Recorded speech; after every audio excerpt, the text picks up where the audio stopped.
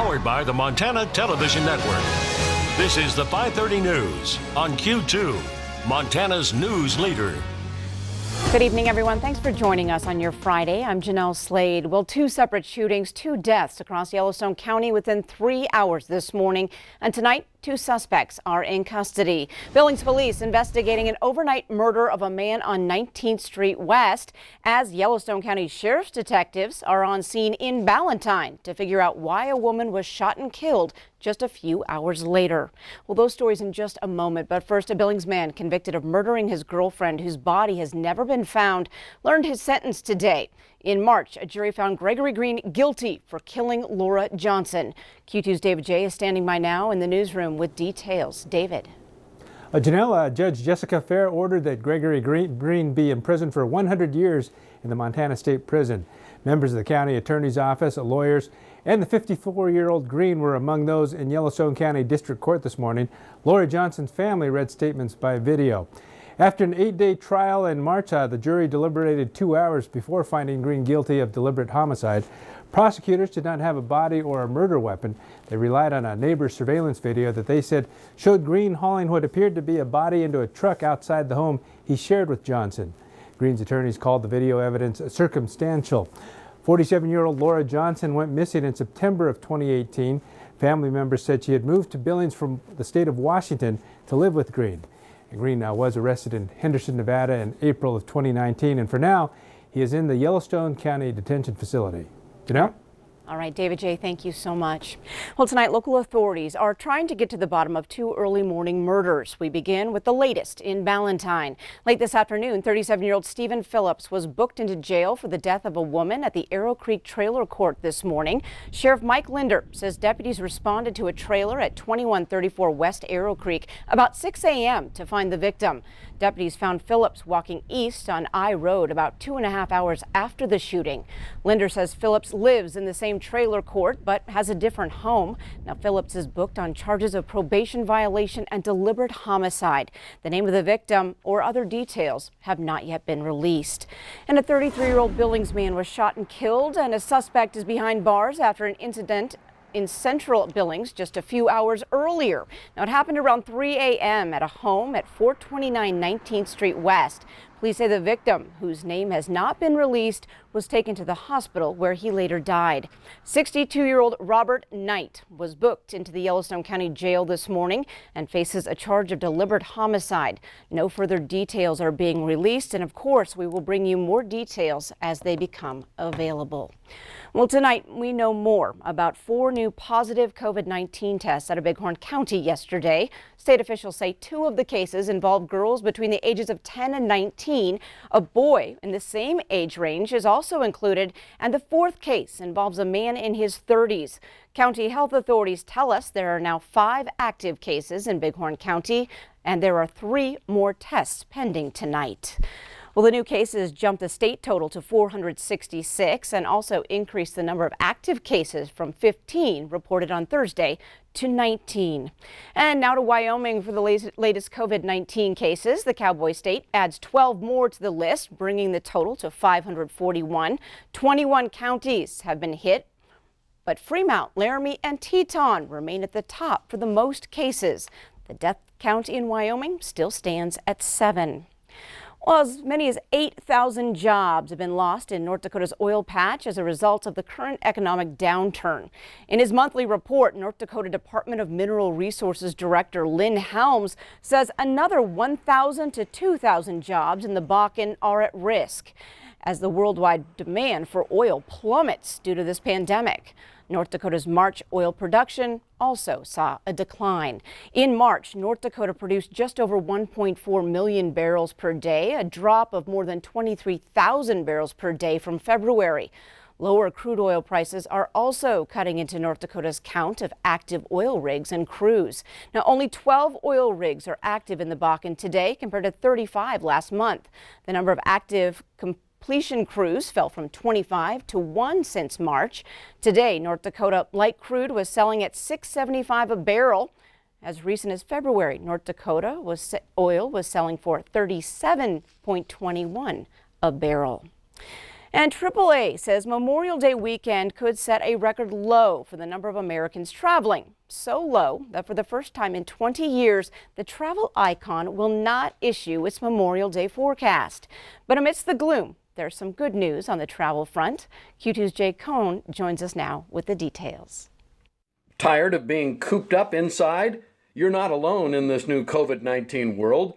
Turns out among the first thing Americans say they're going to do when restrictions are lifted is head to the outdoors. Really great optimism about camping. People are valuing the outdoors more than ever right now. And a number of people say camping's going to be their first trip when they're able to get out there. When stay-at-home orders first went into effect some 9 weeks ago, cancellations across KOA's network of campgrounds topped 44,000. Now with Memorial Day weekend just 2 weeks off, the numbers have flipped. We're finally seeing our bookings outpace our cancellations. So we've been on an uphill climb of that over the past couple of weeks, which is great. But we are still seeing business holding pretty strong in July and August, and we're above last year in the fall. O'Rourke says KOA's business is down 30% compared to last year.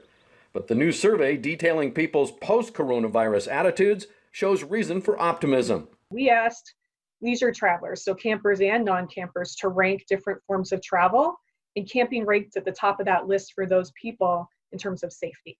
And another item from the North American Camping Report, 1/3 of those who said they have never camped before are now considering it. Obviously, a big key to boosting the summer travel season is reopening the national parks.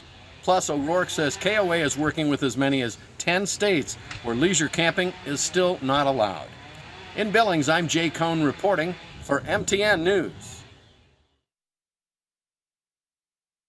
All right, thanks so much, Jay. Here's a list of those states where recreational leisure camping is still off limits. As you can see, they stretch across the country from Maine to California. Well, today marks the first day that gyms in Billings and across the state are allowed to open their doors. Among those gyms is the YMCA in downtown Billings.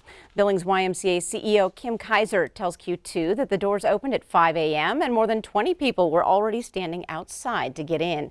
Kaiser says they are maximizing use of their 110,000 square foot building by keeping equipment spread out and adding signs to machines to ensure proper distancing between members. Per Governor Bullock's plan, the YMCA is only open to members, but it is still accepting new memberships at this time. Kaiser says the pool, which is the most requested part of the facility, is open to members, and they are still offering online Zoom classes as well. In the fitness areas, we generally have one fitness floor staff. Now we have ramped it up to 3 staff the entire time we're open. They go around and ensuring that they're cleaning equipment behind everybody, constantly cleaning, as you can see behind us. It's just kind of endless, just keep going and cleaning and disinfecting. Our members have been doing a great job. They're like, hey, I already cleaned that bike. We're like, well, we're going to do it right behind you. Kaiser also mentions YMCA started its Party in the Parking Lot classes last week. It's an outdoor training class at 9 a.m., noon, and 5:30 p.m. For more information on the Y's reopening, you can head to KTVQ.com.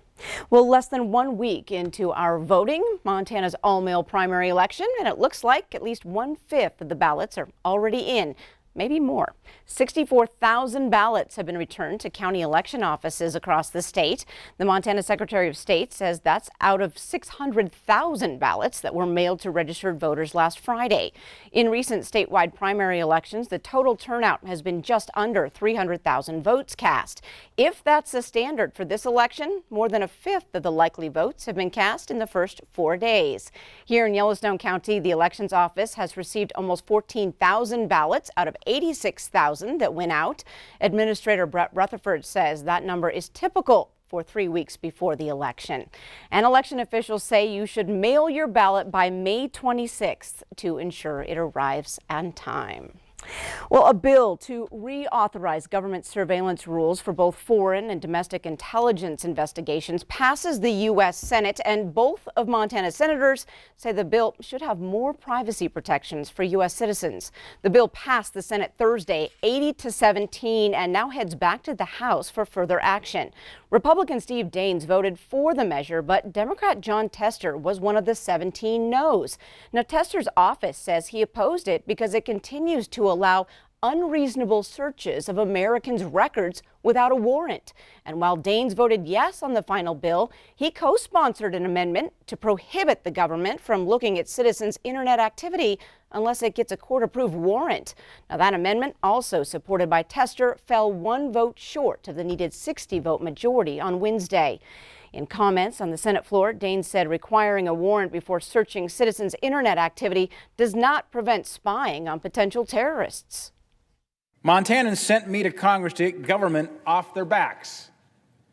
And I'm working not only to get government off their backs, but to get government out of their phones, out of their computers, and out of their private lives. At the end of the day, this is about protecting privacy. Supporters of Daines' amendment say they may try to attach the same language to the House bill. Well, ahead on tonight's 5:30 News, this next story might be appealing to you. The Great Potato Giveaway returns to Billings. Plus, how one business is switching gears to help homeless pets and why your involvement is so important. Well, we have some showers and thunderstorms and then a big warm-up to talk about, but I also have an introduction of a homeless pet who is no longer homeless in the Griggs Place from the Yellowstone Valley Animal Shelter. We'll make the introductions and give you the forecast in just a couple of minutes. You're watching MTN News with Jeanelle Slade and Russ Riesinger, Storm Tracker weather with Bob McGuire, and sports with Scott Green. This is the 5:30 News on Q2, Montana's news leader.